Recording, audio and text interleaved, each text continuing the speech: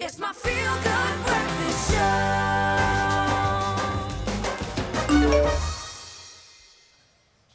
Welcome back. You're live with Expresso. Your timing is pretty good as we're about to delve into something really tasty. Let's be honest, the lives of celebrities often serve as a discussion point in our own daily lives. We love it. And today we're going to do just that because people seem to have a lot to say about how swiftly Miley Cyrus has moved on after ending her 10-year relationship, her on and off relationship with the awesome Liam Hemsworth, and the fact that she is refusing to get serious while she is exploring her sexuality. So today we're asking, what is the best way to move on from a long-term relationship? And this morning we're joined by celebrity psychologist and CEO of Hidden Dimensions, Charissa Bloomberg, to help us discuss this hot topic. And we'd love to hear from you. Any questions, comments you have as well, because we love to comment on the rich and famous. You can hit us up on our Expresso Morning Show Facebook page. Please engage with us and we'll engage with you live because we do love this, because it also serves to echo our own lives. And there are many people, Charissa, that are going through long-term breakups. Maybe not everyone is exploring their sexuality in such an open way as Miley Cyrus. Maybe this does kind of raise the question, coming out of this, and especially a very well-publicized relationship, maybe that adds a whole different psychological dimension to celebrities entering the space. Can you imagine you coming out of a long relationship and then having to have the whole world kind of see exactly what you're doing? But what mental space traditionally are we in when we come out of a long-term relationship? Be it a marriage, be it an 8-year dating experience, where is our headspace? Graham, it's very sad because it's looked at as a loss. It's a loss of a sense of self. It's a loss of one's whole world. And because it's a loss, it has to be part of like bereavement. So there's anxiety, there is fear, there's thoughts of, will I ever be loved again? Will I ever be able to move on? Death, yeah, it's like a sure. death, and it has to be mourned. And there's a lot of anxiety. Even if one saw it coming, it's still part of you that you feel like is missing. And even if it's been dysfunctional, it's still come to the end and it's not there anymore, and it needs to be processed. Processed, mourned. Yes. There is a mourning period. Maybe not so much so for young Miley Cyrus, who I've mentioned. She has chosen to move on and to explore her sexuality and been quite open about this. She has had relationships with women, men. She is clearly moving on. Or is she moving on? Is she using these experiences to blanket her pain? What do you think? What do you kind of hypothesize is going on in that? Because we're going to look at 3 different ways that people can possibly move on, this being one of the approaches. Yes. So Graham, what she's doing is like almost like a rebound relationship. You go from one to another and you're showing the world, you're covering up the pain. I'm fine. I'm showing the world, I'm fine. I'm not grieving, I'm not mourning, I'm having the time of my life. And possibly she is. But the sad thing is, that can lead to a kind of dysfunctional coping method, because it can lead to drugs, it can lead to alcohol, it could lead to revenge sex. It can lead to all kinds of dysfunctions that's not there. And at the end of the day, you're still left with the thoughts when you're alone of how you're going to process this and how you're going to move on. It's not always the correct manner. But it does feel good, Charissa, to move on. It feels good. Maybe not so much that you're wanting to get revenge on your ex in that way. I doubt that is the whole motivator, but we're looking for endorphins. We're looking for something to make us... What are some of the pros of re-engaging in the dating game after you've come out of a long-term relationship? Graham, you said just that, the endorphins. So that's exactly what's happening. You're on the high and it's fun and it's exciting, but it's a little bit superficial. So the sad part of that is one isn't taking the time to walk through everything and the hurt, and in taking responsibility for any negative patterns that you may have put onto the other person, because we're all responsible in some way. Yeah, so there isn't the time to step back and think and regroup and think, what do I want? Where am I going to from here? You know, what's happened? Let's work with my anxieties and then move forward.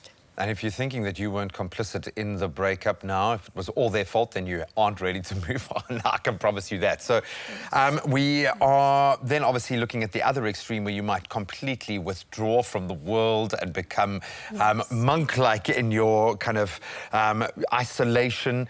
Is this a good way? Is this a bad way to go and find yourself again? How long should you stay single? That's a difficult question, but it's good to actually take some time, because you're thinking about things and you're thinking where you want to go. But the important thing there is that you don't take too long, because you could really become a recluse, or you could enjoy your single life.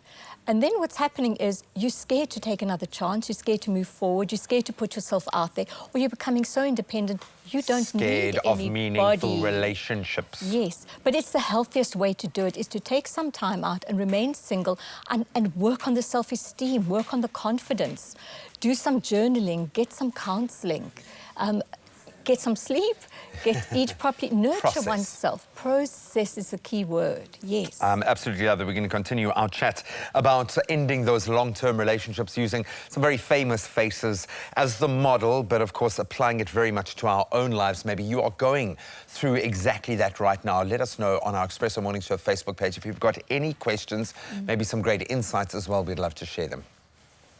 It's my feel-good breakfast show.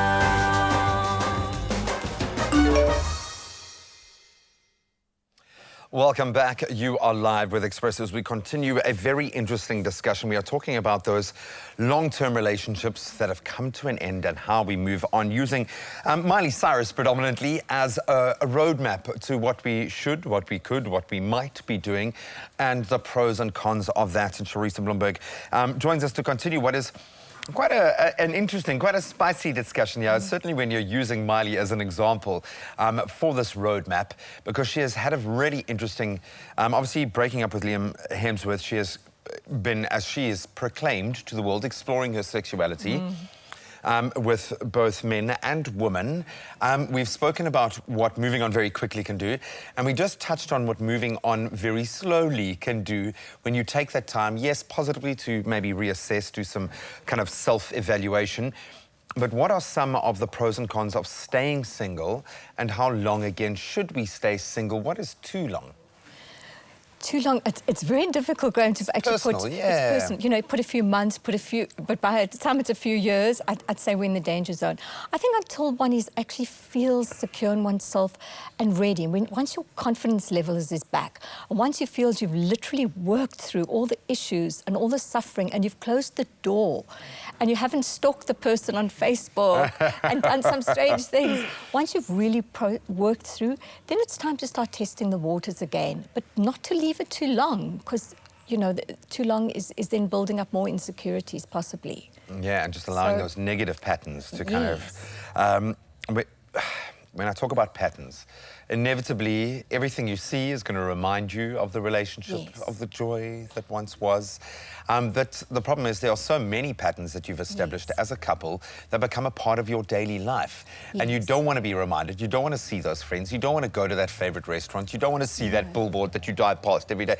There are so many of those sorts of things that constantly remind us and evoke those feelings. Is it natural to want to just, you know, cut our losses, do everything differently to the way that we did them? Or is it all right for us to be able to do that? Does it help us in our kind of journey to process and let go, to repeat some of those things? Where do you stand on that? I think we must be careful that we don't get trapped in the past, and we need to go through there, because I remember what we said when we were at that venue, and I remember we held hands here, and then it's almost like a post-traumatic stress. It keeps re-traumatizing you each time you're at that memory and at that event. You also can't just, boom, just cut it and that's it, not going back. So it's difficult to find a balance, but it has to be able to close that door in order to open a new door.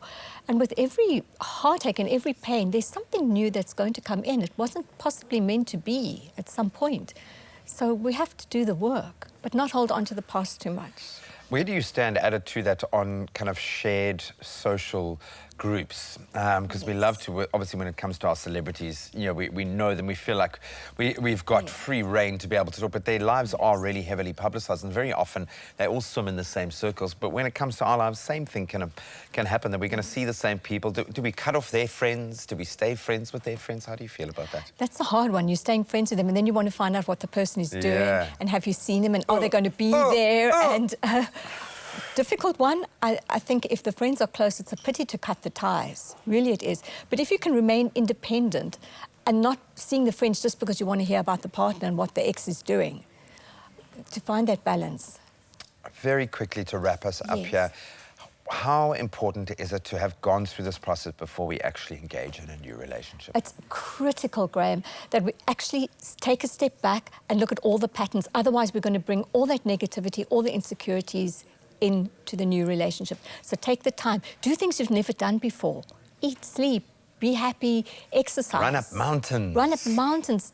Do new things to bring in new energy. Yeah, build that relationship with yourself again. Yes.